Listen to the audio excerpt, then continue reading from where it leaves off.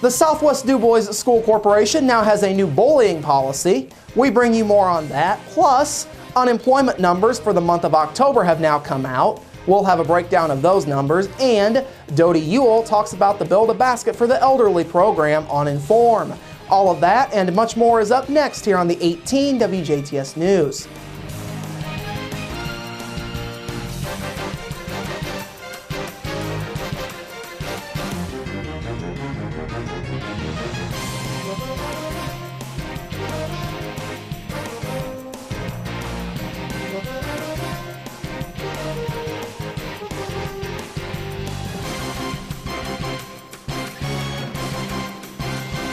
Hello, I'm Bradford Raths. We begin this evening with a Pike County man set to be sentenced after his indictment on murder charges. Yesterday afternoon, a Pike County jury found 38-year-old Andrew Satterfield of Petersburg guilty of murdering his mother and intentionally setting her house on fire.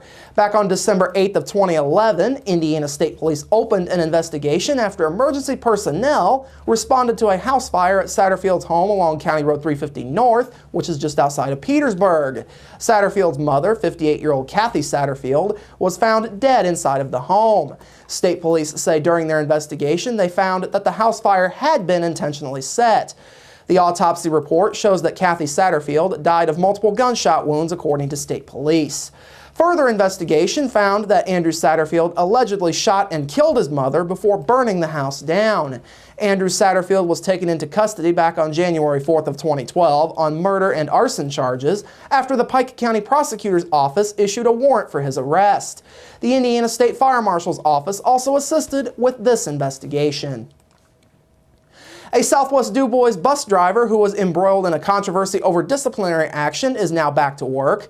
During last night's Southwest Dubois School Board meeting, Transportation Director Al Mihalowicz stated that suspended bus driver Don Astrike would be reinstated. Astrike was back on the job today, according to school officials. Astrike was suspended by the corporation last week following allegations that he assaulted two middle school boys while disciplining them last Wednesday. Yesterday, Dubois County Prosecutor Kevin Krause announced that his office will not pursue charges against Astrike after viewing the investigation that was done by Huntingburg Police, as well as the videos of the incident that were taken from the school bus cameras. The parents and guardians for both boys involved have also declined to press charges. In other news from last night's meeting, the Southwest Dubois School Corporation now has a broader definition of bullying in the school district. Last night, the board passed a new bullying policy on what steps need to be taken to handle bullying among students in the corporation. The new policy had received its first reading and was tabled for discussion at the board's October meeting. The new policy was put in place in light of more stringent regulations on what is considered bullying that came out of this past year's state legislative session. Under the new policy, bullying is now expanded to include activity on computers and electronic data. Additionally, bullying off of school property also is considered bullying under the new policy. School personnel with direct supervision over students would be required to report any bullying or perceived bullying. Corporation Attorney Phil Schneider says the new policy will put the Southwest District more in line with the new state bullying standards. If it's conduct that meets the definition of bullying, regardless of where it occurs, school corporations are required to investigate it and to take appropriate action against the student involved.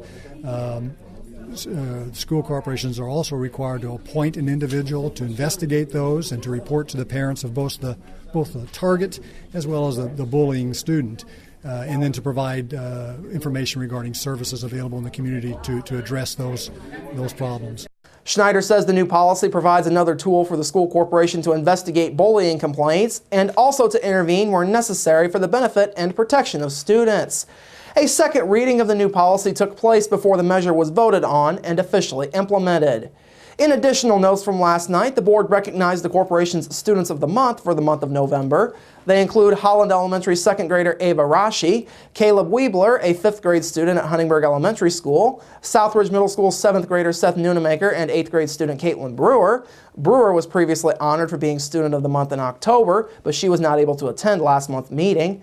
And finally, Braden Poond, a senior at Southridge High School, was also recognized.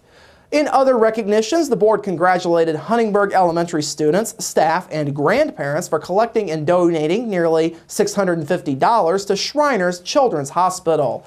Additionally, the board congratulated Keith Yonker for being honored by the Wabash College Department of Theater for his work in inspiring and preparing students to pursue college-level participation in theater. A former student, Corey Egler, recommended Yonker for the honor. And finally, Superintendent Mike Eineman presented a plaque of appreciation to outgoing Corporation Treasurer Pam Fritz. Last night was the final school board meeting for Fritz. She has been with the Southwest Dubois School Corporation since 1971. She will be replaced by Allison Poond. Dubois and Daviess counties were among 4 counties tied with the state's lowest unemployment rate in October. The Indiana Department of Workforce Development are just now releasing the state's jobless rate numbers from 2 months ago, thanks to the recent government shutdown. The agency says Indiana's seasonally adjusted unemployment rate dropped by nearly 1 percentage point over the past 3 months to 7.5%. The decrease in unemployment in the Hoosier state signifies the largest 3-month drop in more than 20 years. Indiana began this year with a rate of 8.6%, and the unemployment rate was at 8.4% in July. The last time Indiana's unemployment rate was below 8% was back in November of 2008.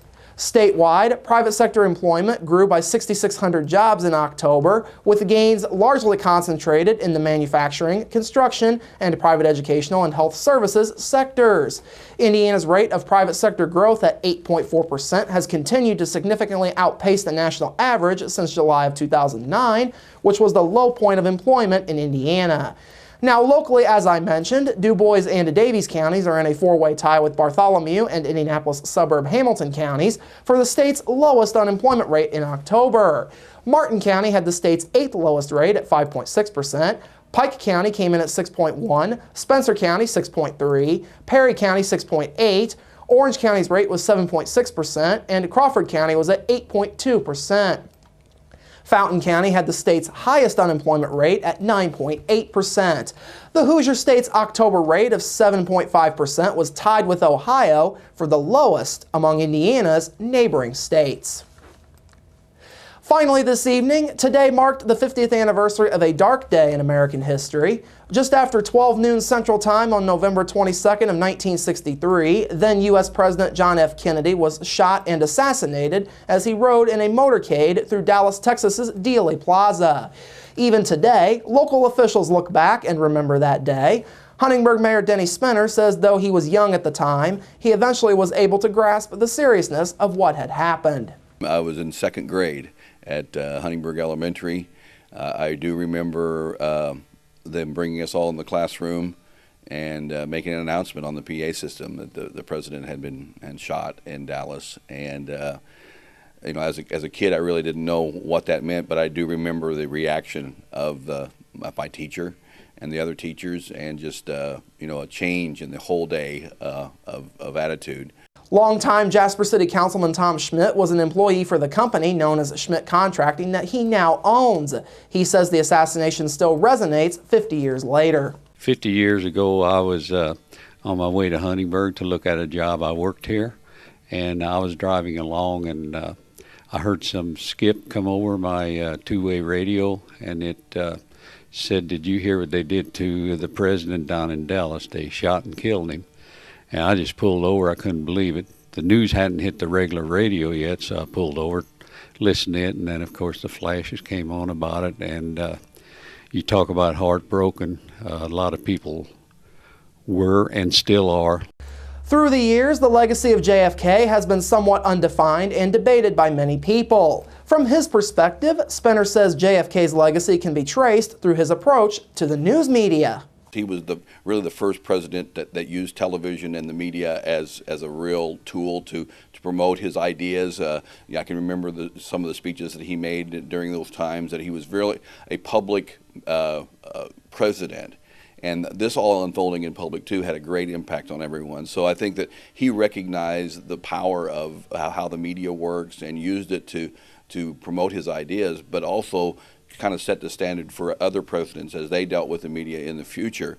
For his part, Tom Schmidt says the day of the assassination and the legacy of JFK in politics will live on. He was a great politician, and he was for the little guy and made sure that everything was taken care of with those people. And his legacy, it'll live on forever. I don't think people who were living at the time will ever forget that day. I know I sure won't.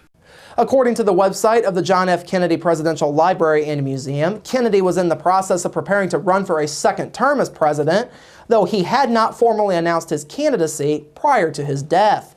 Kennedy was also aware that an ongoing feud among party leaders in the state of Texas had the potential to end his chances of winning that state in the 1964 election.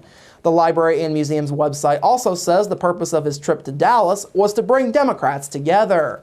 Additionally, Kennedy was aware of a relatively small but vocal group of extremists that were feeding political tensions, and that group would likely make their presence known. U.S. Ambassador to the United Nations Adlai Stevenson was physically attacked after making a speech in Dallas just 1 month prior to Kennedy's visit. Coming up after the break, your local forecast, sports with Kurt Guxell, and Inform featuring Dodie Ewell with the Build a Basket for the Elderly program. That's all up next here on the 18 WJTS News. Local people watching local people.